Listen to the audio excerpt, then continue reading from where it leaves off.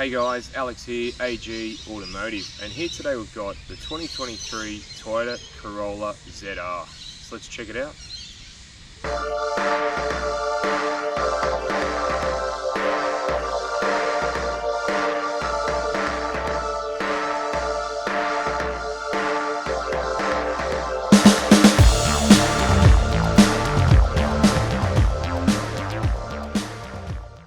Alright, before we get into the video, just want to do a shout out to Brian Hilton Toyota, who were nice enough to let me have a look at this today, and I'll leave their contact details down below, as well as the wheels are aftermarket, and I will leave their contact details down below as well. Now, the Corolla, it's normally plain, it's normally boring, square looking, nothing exciting, just an A to B car. But have a look at this one. This one actually looks cool. This is something that I would have. So you got your Toyota badge in the middle there. You've got this big gaping grille. You do have your LED daytime running lights and headlights, as well as your driving lights with some nice trim around that. And if you have a look at the grille closely, you can actually see half of it's solid. It's got a bit of airflow in there and down in there, but yeah, seems a bit strange to me. You do have your front parking sensors there. So do you prefer the hatch or the sedan? Let me know in the comments. So the wheels on the Corolla are King wheels, and they're aftermarket, and they run on Michelin tyres, and I really think they suit the car really, really nicely. A bit like when I did the Yaris Cross. So if I was going to have a car like this, I would most probably get some of those wheels to fit that. Now, at the back here, sort of bulging a bit at the back here, you know, bit of a big bum. So you've got your Toyota badge there, Corolla written, you've got ZR there, and then further down you do have this black piano trim piece along with a tow bar there as well, and your rear parking sensors. You do have a little camera just up there.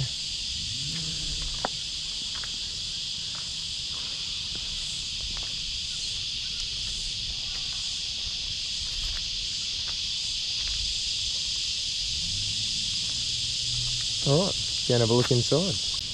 Alright, just inside the Corolla. Now, when I first get in here, I'm pretty impressed. You've got suede and leather seats, white stitching. You've got soft touch dash, again with the white stitching. Soft door trims, again with the white stitching. It's nice in here. So to the right of the steering wheel, you've got your odometer button there. You got two trip computers and your odometer. You also have your auto high beam and your height adjustment for your headlights. So the steering wheel, full leather, feels nice in your hand. You've got the paddle shifters behind it.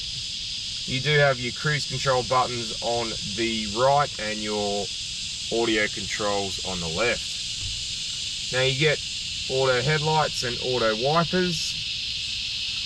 To the left you've got your start stop button. So with the dash, if you get a couple of different settings on it. Now I can hit the little power button just here, and you can see that it goes from normal, and it's got a picture of a Corolla, and it's just grey, and then you get this power with this red screen that comes up, and it goes back to your speedo and tacho. So but it's sort of got a reddish tinge in the background.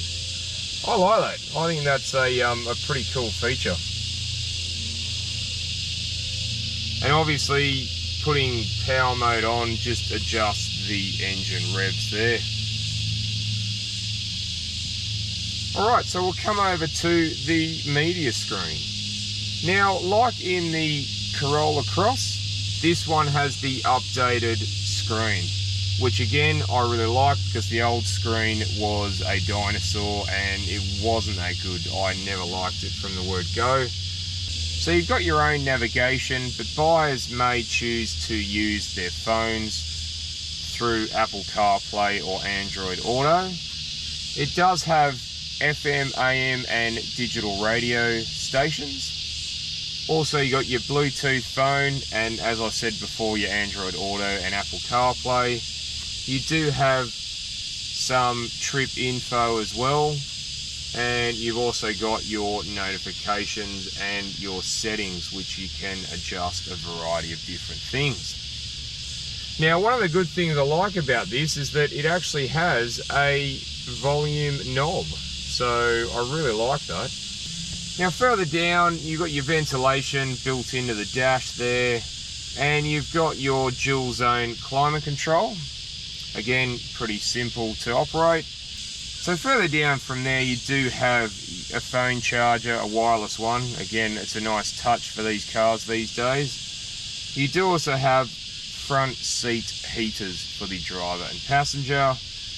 And further down, you do have your gear selector there. Now if I put it into reverse, you can see the cameras come up and it's reasonably clear. Now you do also have manual mode, which you can use the paddle shifters with. You've got your traction control off button there, and then behind there you do have your parking brake or finger brake, and you've got a hold button as well. That's for the brakes. Now behind that you do get your twin cup holders, and I do like the piano black finish with the silver trim. The only thing with these things is that they are a mess magnet for fingerprints. They get fingerprints everywhere. So the armrest, white stitching and it's soft. Inside we have a fast charger and a 12-volt power socket.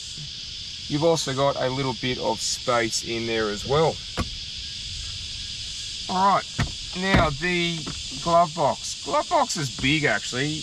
You can get a few iPads in there as well as your service manuals. Alright, let's go and have a look in the back. Alright, just inside the back of the Corolla. Now, first impressions, it's a little snug back here for adults. For kids, fine. Now, I'm 6'1", 185 centimeters, and I have a tiny little bit of headroom there. And this is set up for me, and my knees are touching the seat, and my leg and foot room isn't that comfy either. So you do get ISOFIX spots on the two outer seats. Also, I really like how they've continued with the suede and leather and the white stitching. Now the armrest, very soft, and you get two cup holders. You also get a cup holder in each of the rear doors as well for a bit extra. Now the rear passengers do get air vents, but that's about all. I suppose if you really wanted to charge something, you could use the lightning fast charger that's inside the armrest at the front there. And you do get mat pockets, or iPad pockets I suppose they're called now. Alright, let's go and have a look in the boot. Alright, just in the boot of the Corolla. So here we have 217 litres of boot room. You do have the 3 tether points at the back of the seat there.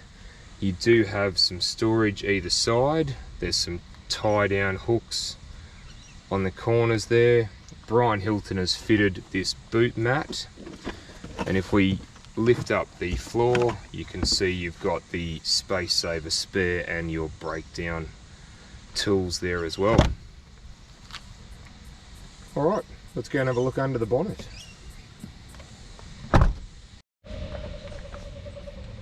Alright, just under the bonnet of the Corolla. So here we have a 2-litre 4-cylinder naturally aspirated petrol engine, and it produces 126 kilowatts of power and 202 newton meters of torque. and that's mated to a CVT transmission driving the front wheels. Now Toyota's claim for combined fuel usage is 6 litres per 100 kilometres. Alright, let's go for a drive. Alright, just going to go for a little drive in the Corolla, so let's go.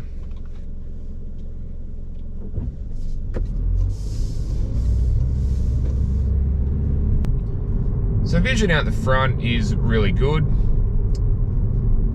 Straight ahead and towards the passenger.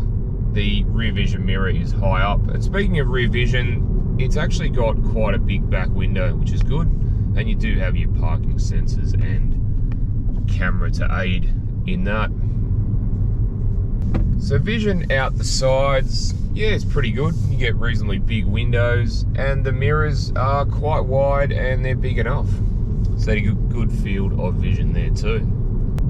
So just driving around town, it's quiet, the steering response is really good. And it soaks up the bumps reasonably well. I actually was pretty impressed on being on the 18s. So what's it like, acceleration?